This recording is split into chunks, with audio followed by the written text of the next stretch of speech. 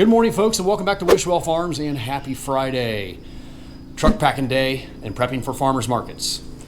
So I got the crew out in the greenhouses working currently, and I'm working on packing up this trailer so I can get it sent off to our Marysville location.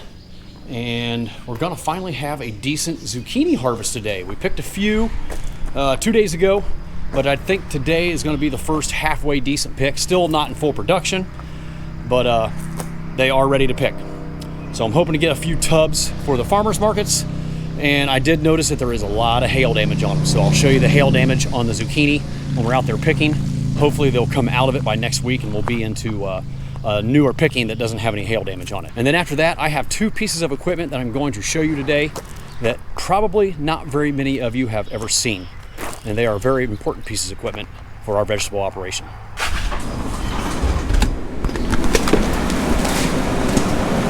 Nice big delivery of produce from Georgia.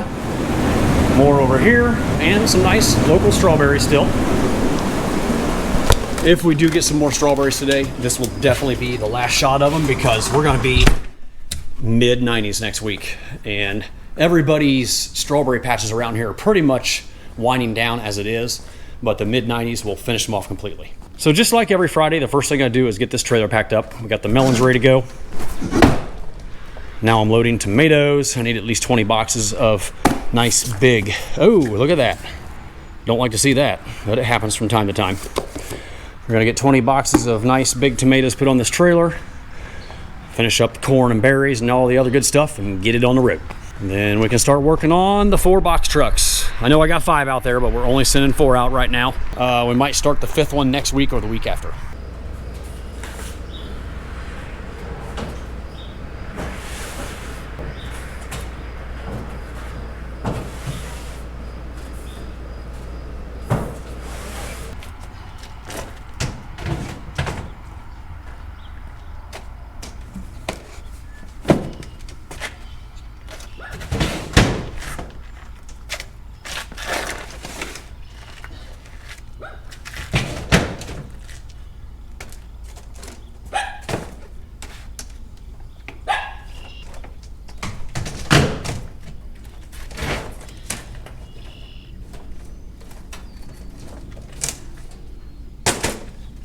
All right, we're out here in our zucchini patch. I got 3 guys picking zucchini for only the 2nd time this season. The other day, they were just starting and we only got like a tub or 2. And unfortunately, we're dealing with some hail damage like I mentioned earlier. I'll show you what the hail damage looks like. All right, here's one with some hail damage. So they got like a ding in them. But they've kind of healed where the hail damaged the zucchini. And a lot of them are just little white specks, barely visible. But I think the new little ones are gonna be okay next week. Maybe not. Here's one right here. It's demolished pretty good from hail. But we're starting to get better color. They're starting to get a little longer. There's a nice couple zucchini right there. There's a nice one. We like to pick them when they're about the size of a banana. Bigger than a bratwurst, not much bigger than a banana. And if you miss one, they'll double in size by the next picking. And then we're just stacking them in these yellow tubs. These guys will roll their wheelbarrows with tubs down all 3 rows to the end. Then they'll get everything loaded up, bring it back up to the barn, and we'll throw them in the cooler. So we take our knife, cut the stem, put it in the tub. Early in the season, we like to use a knife to cut the stems. Later on, we'll start twisting them off. It just seems early in the season when we twist them off, they'll sometimes snap off the end of the zucchini and expose like the zucchini meat, flesh, whatever you want to call it. So if we cut them, they just look a little prettier, and you know that the stem's not gonna snap off the zucchini. But you gotta be careful. If you are cutting too quickly or cut too deep, you'll cut branches off the zucchini plants or slice into another zucchini that's smaller, maybe below it on the plant. Beside the zucchini are the cucumbers, and they're still not quite there. I think by the end of next week, we might have some ready to pick. That one's starting to get some size to it, almost the size of a pickle.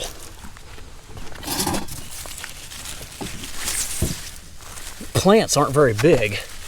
You can see there's a 3 cucumbers on that one plant.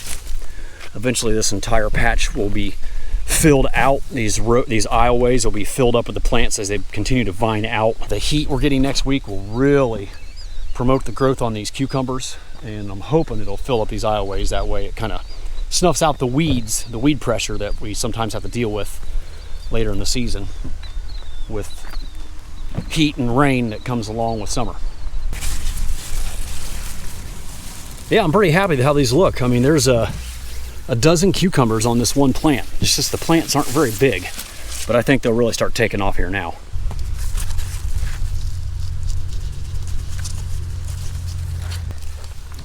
That's a nice one.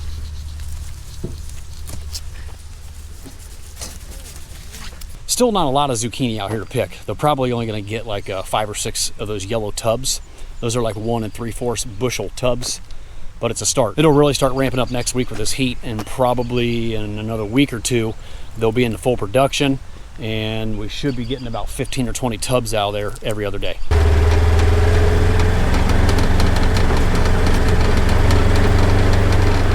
Alrighty, things have been going pretty good on the farm this morning. All the tomatoes have been picked and packed.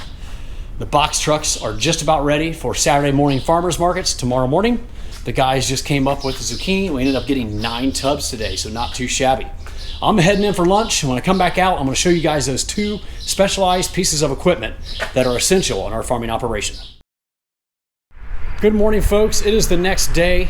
I got so tied up yesterday getting ready for farmers markets that I didn't even get my camera out to film those 2 pieces of equipment, but I'm going to show them to you right now. So this is a man car.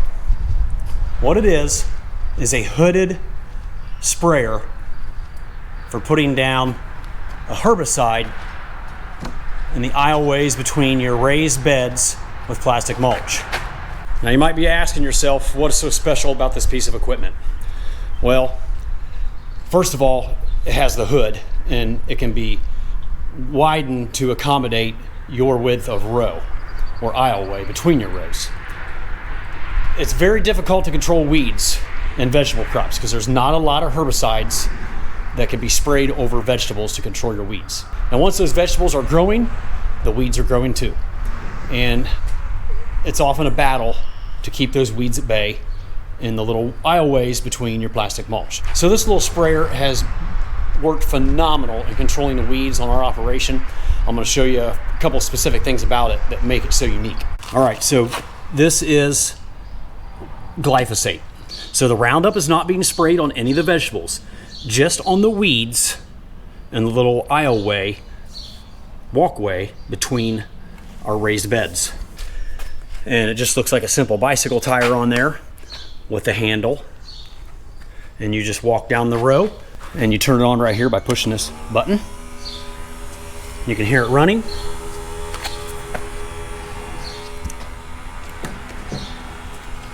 I'll put it out here in the light so you can see it a little bit better. There's something else that's very unique about this sprayer. I'm going to let it fall back and show you underneath the hood. So this has atomizers. That's what these things are here. It allows you to spray straight product. This is not mixed with water or cut with water at all. That is straight out of the jug. So these atomizers shoot out a very fine mist of pure product. So it only takes a few droplets of Roundup mist to kill these weeds. Now, there is one downside to this piece of equipment. This will blow your mind. I bought this man car. By the way, this is Italian made, maybe French made. I think it's Italian. I always forget. Either way, it's very expensive. You will not believe how much these things cost. It looks like a very simple piece of equipment that you could build in your backyard shop, but it's not. The pump that's connected to the drive wheel here, I just replaced it last year, because it went bad. I left Roundup in it for too many years and it corroded inside, and the little pieces in there froze up and would not work anymore. That pump is $1,200. These atomizers, I believe, are close to $1,000 each. It has a sight glass so you can see your product dripping down so you know it's flowing. I paid $2,300, maybe $2,700. It's been so long ago. over 12 years ago for that. I priced one last year when I had to buy that new pump because I didn't want to spend $1,200 on a pump. There is rebuild kits, but I needed more than just one of the rebuild kits, so I decided to get the whole pump. They're over $5,000 new now. Unbelievable. I mean, it just blew my mind. I mean, there's inflation for you right there. Plus they're made overseas, I'm assuming. But it is an invaluable piece of equipment on our farm for controlling weeds. And if you have weeds in your produce, you are not gonna get the yields that they are capable of producing. So having that to roll up and down the aisleways when the weeds are out of control. The weeds are not always out of control in every row. It's just hot spots throughout the field. The weed control's really good this year. And on the cantaloupes and watermelons, they're vining out and going to cover up the row, and there's not gonna be a lot of weed pressure.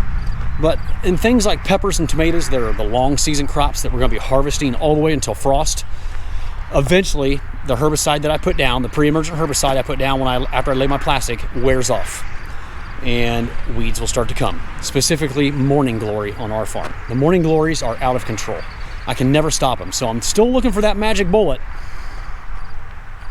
to put down with my pre-emergent to keep morning glory at bay. They are a rascal, and I'm willing to try anything to try to control morning glory. So if you have a product that you use on your farm that will work in my pre-emergent to control morning glory, please let me know down in the comments.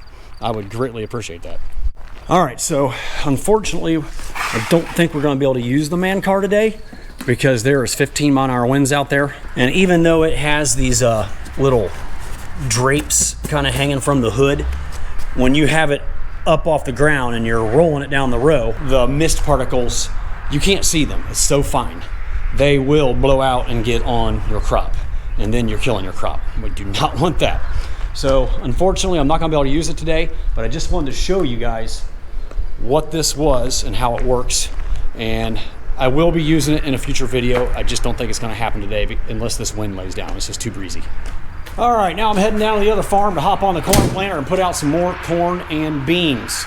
And when we get down there, I'm gonna show you this other piece of equipment that is a very important tool on our farming operation. Well, looky there. The ears are starting to silk out.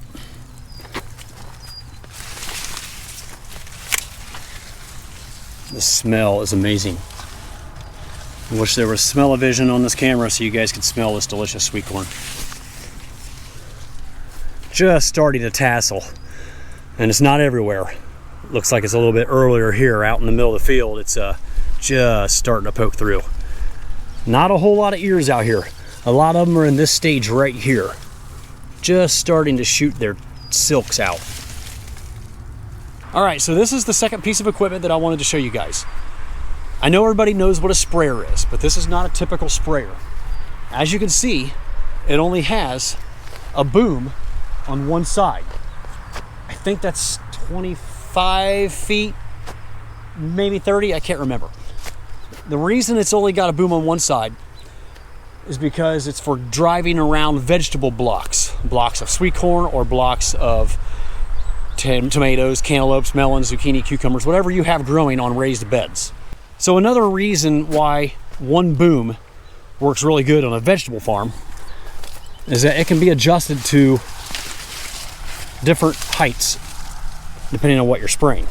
So I can loosen that up and lower this whole boom down to this lower position for spraying crops that are short, like melons and cucumbers, things like that. And then I'd raise it up a little bit higher for zucchini and peppers.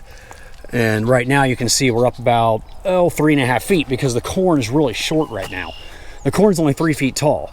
It will get taller. Now that it's tasseled out and starting to silk, it'll grow a foot this week at least. And by the time we start harvesting in hopefully 3 weeks, the corn will be, I don't know, about shoulder to face height.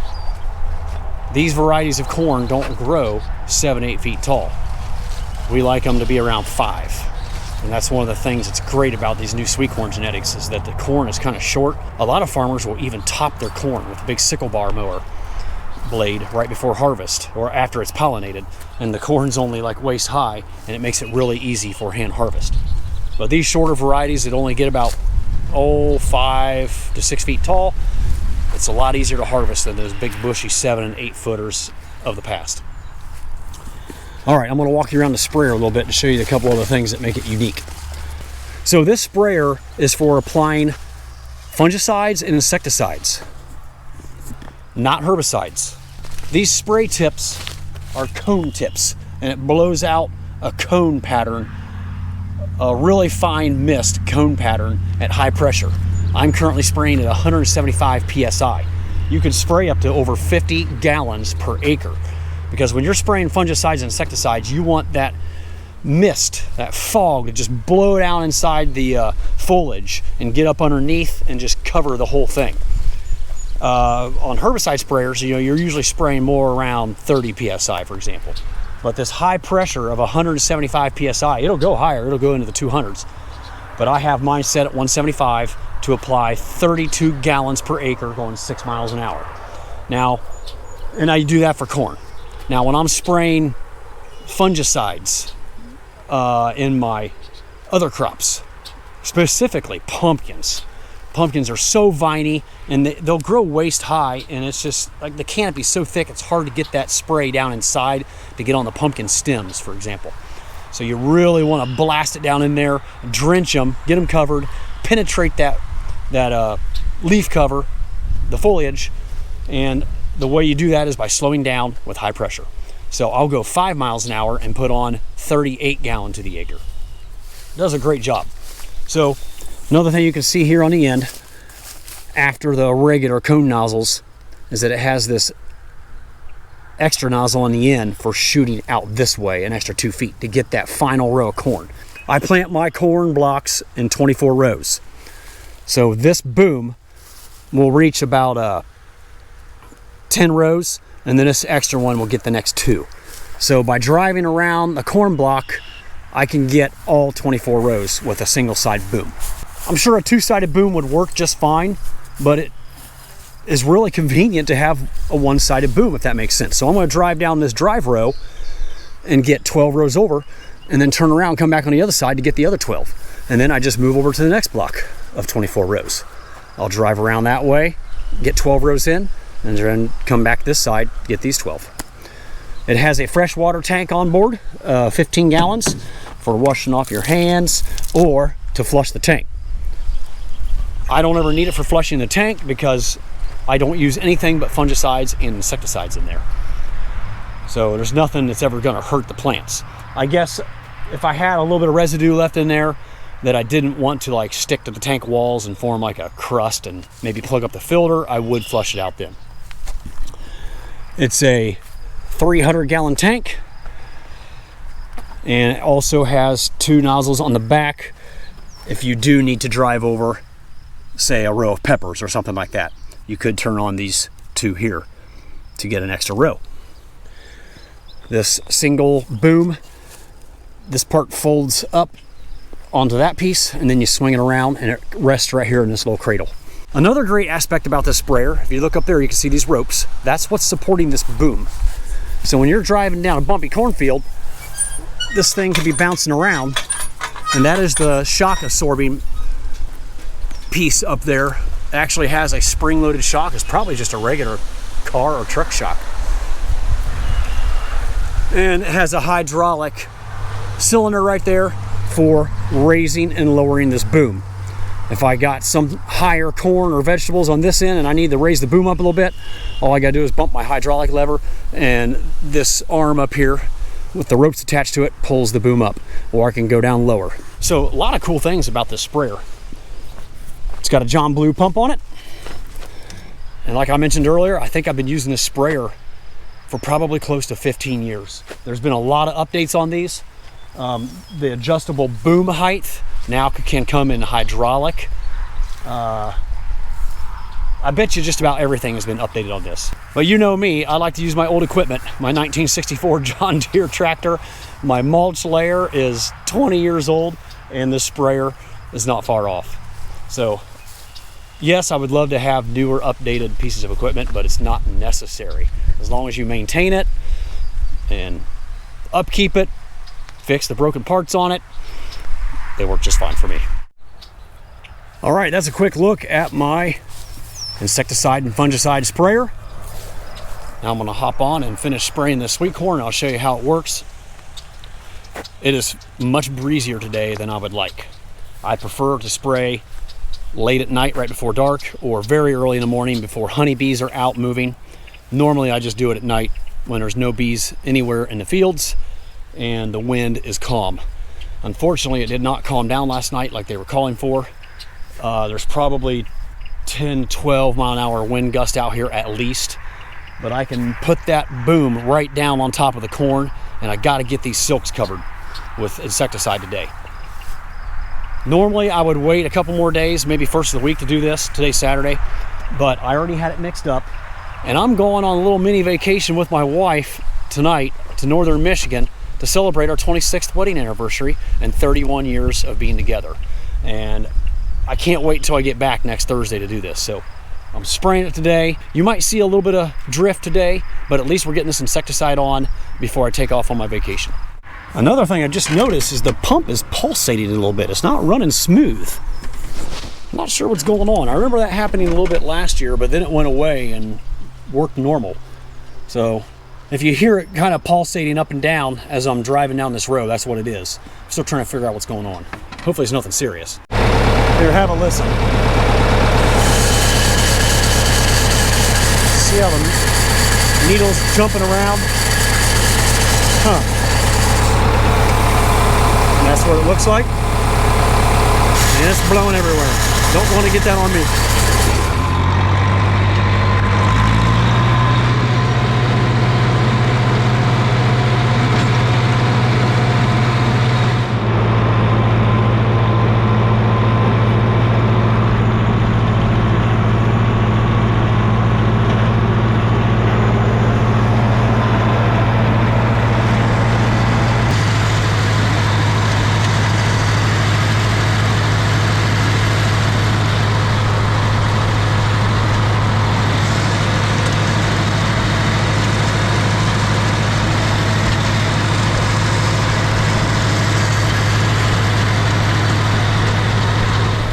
I'm out in some of our taller corn now, about chest height. Yeah, this is beautiful right here. Just starting to tassel out. Don't really see any silks in this patch. Maybe a tall one. Alrighty folks, this is where we're going to wrap up today's video. I'm going to hop on my corn planter and go put some more sweet corn and green beans in before heading home to pack for my anniversary trip to Michigan. As always, thank you so much for watching. I really appreciate it and hope to see y'all again real soon down the farm.